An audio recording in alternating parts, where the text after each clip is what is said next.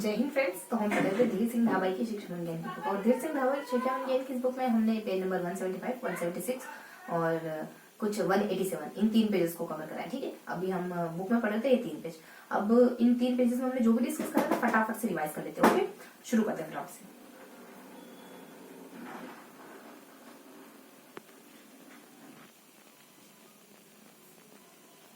शुरू करते हैं फटाफट से। देखो बीच में डिस्टर्बेंस होता रहता है, ठीक है। तो देख लेते हैं कि इन 3 पेजेस में क्या पढ़ा। देखो बहुत ही आसान से 3 पेजेस है ना, कुछ खास जानकारी गिवन है। आपके एग्जाम में इनमें से क्या पूछा जा सकता है, जो हमारी एग्जाम की दृष्टि से महत्वपूर्ण है ना, उस पर हम थोड़ा सा ज्यादा फोकस करेंगे। हमने 3 पेजेस डिस्कस करे है ना। हमने कौन कौन से 3 पेज डिस्कस करे, बस 5 से 7 मिनट में पढ़ेंगे। हमने कुछ पेज नंबर 176, 177 और 187 इन 3 पेजेस को डिस्कस करा है। लास्ट में देखो 187 में अभी जस्ट आपने देखा आकलन और मापन के बारे में। किस किस बारे में पढ़ा है यहाँ पे हमने? आकलन के बारे में, आकलन व मापन के बारे में। बहुत ज्यादा कुछ नहीं देखा। आकलन की परिभाषा देखी, मापन की परिभाषा देखी और थोड़ा सा आकलन के प्रकारों को भी हमने देखा है। ठीक है, तो क्या परिभाषा है, देखो आकलन की क्या परिभाषा है और आकलन में इसके प्रकार क्या है और मापन की क्या परिभाषा है। देखो आकलन में हमने देखा कि आकलन क्या होता है, बेसिकली सूचनाओं को गैदर कर लेना आकलन होता है। और कुछ अधिगम के ऐसे ही कुछ एक परिभाषा आती है, अधिगम का आधार,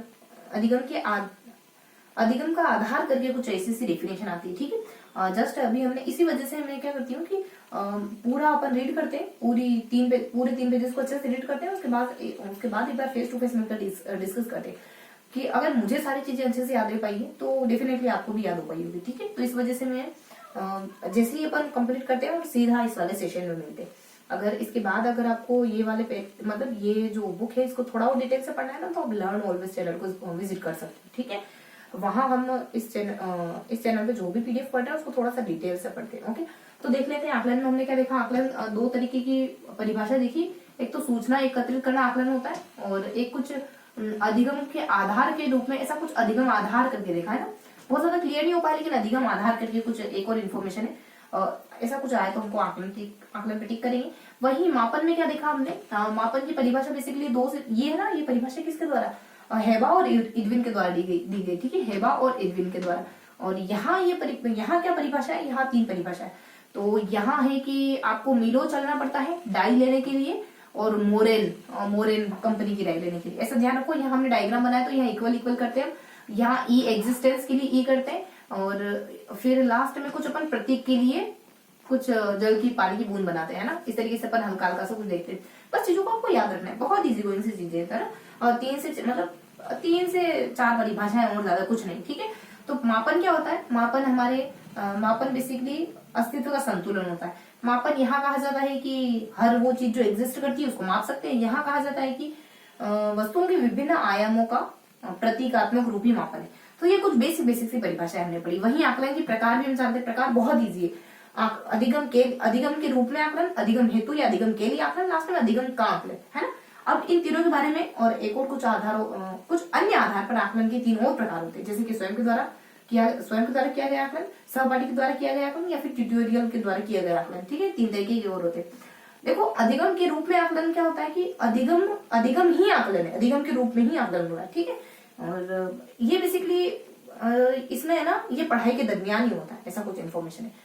जबकि सेकंड वाला जो आकलन है अधिगम के लिए या फिर अधिगम हेतु आकलन, ये बेसिकली 2 तरीके का होता है, रचनात्मक है और निदानात्मक वगैरह हो जाता है। और बेसिकली इसमें कुछ 2 प्रकार बताए जाते हैं, और इसमें बच्चे की कमियों को पहचानने का प्रयास करा जाता है, उनको सुधारने की कोशिश करी जाती है ना। ऐसी से कुछ बातें होती है। जो लास्ट वाला आकलन होता है अधिगम का आकलन, ये हमारे पूरे सेमेस्टर के बाद होता है, पूरे सत्र के बाद होता है, पूरे सेशन के बाद होता है, इकाई के अंत में होता है, और इसमें ग्रेड वगैरह दिए जाते हैं। और जबकि ऊपर वाले दो आंकड़े में ग्रेड वगैरह का कोई रोल नहीं होता है। ठीक है, लास्ट वाले की तो सूचना मम्मी पापा तक भी जाती है। तो ये बेसिक बातें थी आकलन को लेकर के। ठीक है, बहुत बेसिक सी बातें थी। प्रकारों को और डिस्कस करा है। 2 तो परिभाषा है, प्रकार बस 2-5 मिनट में खत्म करते हैं।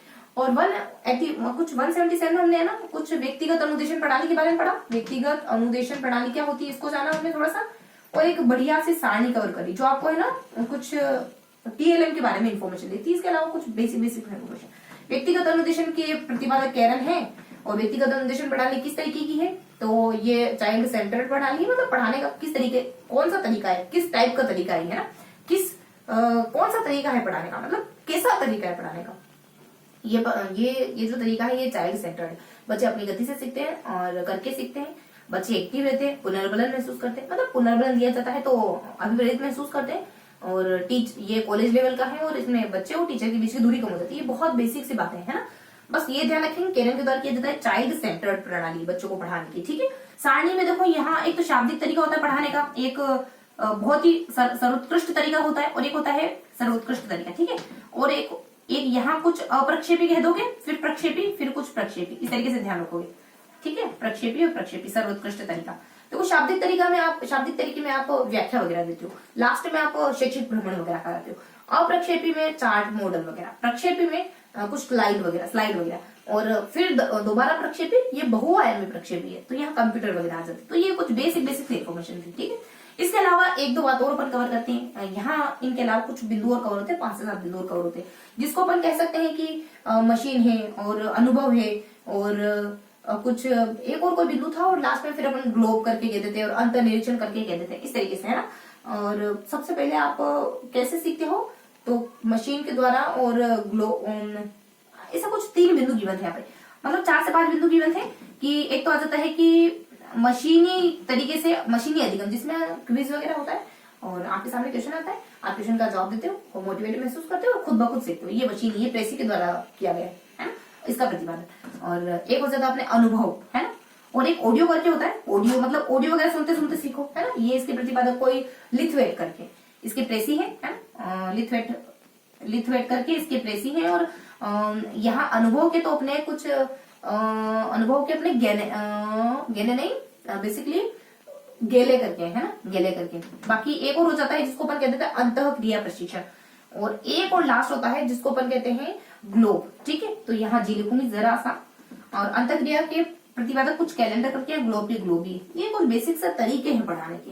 ऑडियो के द्वारा पढ़ाओ, मशीन मतलब क्विज के द्वारा अनुभव देकर पढ़ाओ, और कुछ अंतः क्रिया मतलब एक्टिविटी है ना 1 to 1 करके।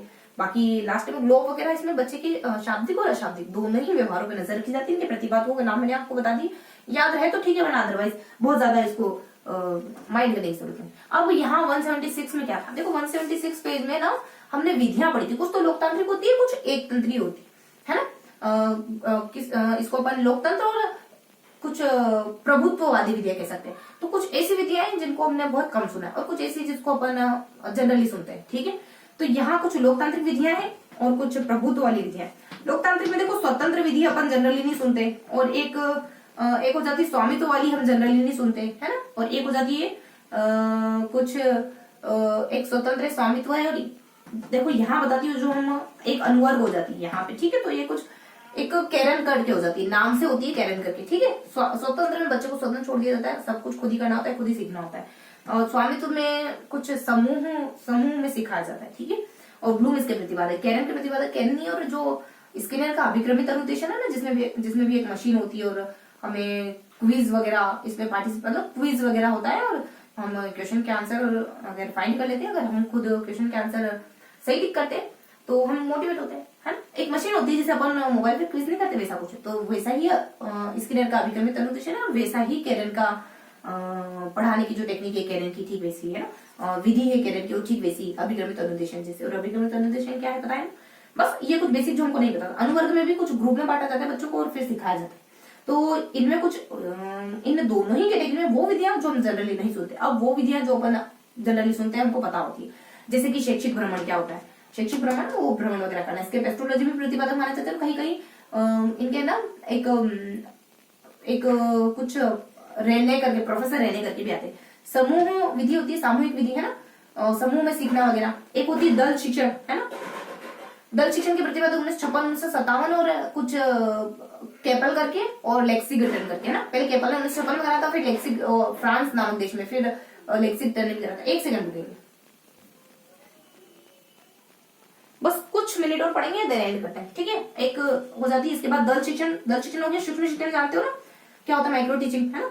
और एक बस शैक्षिक भ्रमण हो गया, और कुछ सामूहिक सूक्ष्म शिक्षण हो गया, सामूहिक हो गया, दल शिक्षण हो गया। तो ये बेसिक तरीके। उसके अलावा कुछ अन्वेषण खोज विधि जो जेरोम ब्रूनर के द्वारा दी जाती है ना, खोज करके पढ़ना वगैरह। और एक हो जाती है गृह कार्य, है ना। बस ये बेसिक तरीके। बाकी यहाँ हो जाती है व्याख्यान विधि जो अपन जनरली सुनते हो, बता रही व्याख्यान विधि, इसमें व्याख्यान वगैरह दिया जाता है। बाकी जानते हैं। और एक प्रदर्शन, ये दोनों ही टीचर सेंटर्ड, ठीक है। तो ये था हमारा आज का सेशन, जिनमें कुछ बेसिक चीजें जानने की कोशिश करते हैं। यहाँ कुछ विधियां हैं, तो इन दोनों में क्या कवर करा हमने, यहाँ हमने कुछ वही विधियों से रिलेटेड जानकारी, लास्ट वाला थोड़ा सा आकलन मापन के बाद। तो सीखने की कौन कौन सी मेथड हो सकती है, और जब सीख लिया तब आकलन मापन कैसे करेंगे, मूल्यांकन कैसे करेंगे, इस बारे में हमने जाना। तो ये था हमारा आज का सेशन। मिलते हैं किसी अगले सेशन में, तब तक के लिए जय हिंद।